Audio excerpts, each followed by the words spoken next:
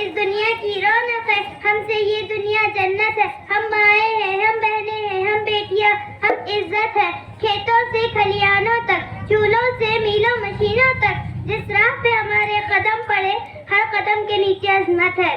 جناب صدر، مہمان خصوصی، اساتذہ اکرام اور میرے ساتھیوں، السلام علیکم۔ حاضرین محفل، میری تقریر کا عنوان ہے کہ معاشرے میں عورت کی پہچان۔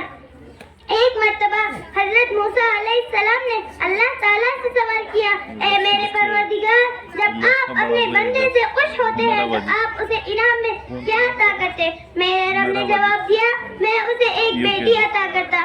موسیٰ پھر سوال کیا، اگر آپ اپنے بندے سے اور زیادہ خوش ہوتے تو آپ اسے انعام میں کیا عطا کرتے؟ جواب میں میرے رب فرمایا، میں اسے ایک اور بیٹی عطا کرتا، اور ان بیٹیوں کی بہترین پرورش کرنے پر اس شخص کو جنت کی بشارت دی گئی۔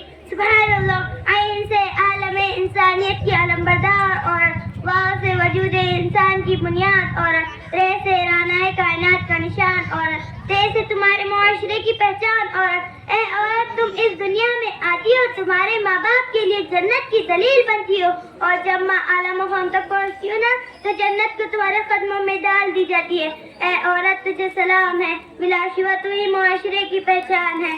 1400 سال پہلے معزز انسانیت نے ہمیں سر اٹھا کر جینے کا حق دیا۔ تم خدیجہ جیسی تاجر ہوئی، اور صفیہ جو میدان جنگ میں دشمنوں کے کانے اکھاڑتی۔ اے عورت، تجھے سلام ہے، بلا شبہ تو ہی معاشرے کی پہچان ہے۔ تم معلم بھی ہو، مسیحا ہو، وکالت جو پڑھتی منظم بھی ہو، اور سچ تو یہ ہے ہر زمانے کی تم رگ و جان ہو۔ اے عورت، تجھے سلام ہے، بلا شبہ تو ہی معاشرے کی پہچان ہے۔ علی شاہ بطل اعجاز سید کی تقریر سے محظوظ ہو کر مشیر سر کی طرف سے پین انعام آئے ہیں، وہ آئیں اور اس کو قبول کریں۔ اس کے بعد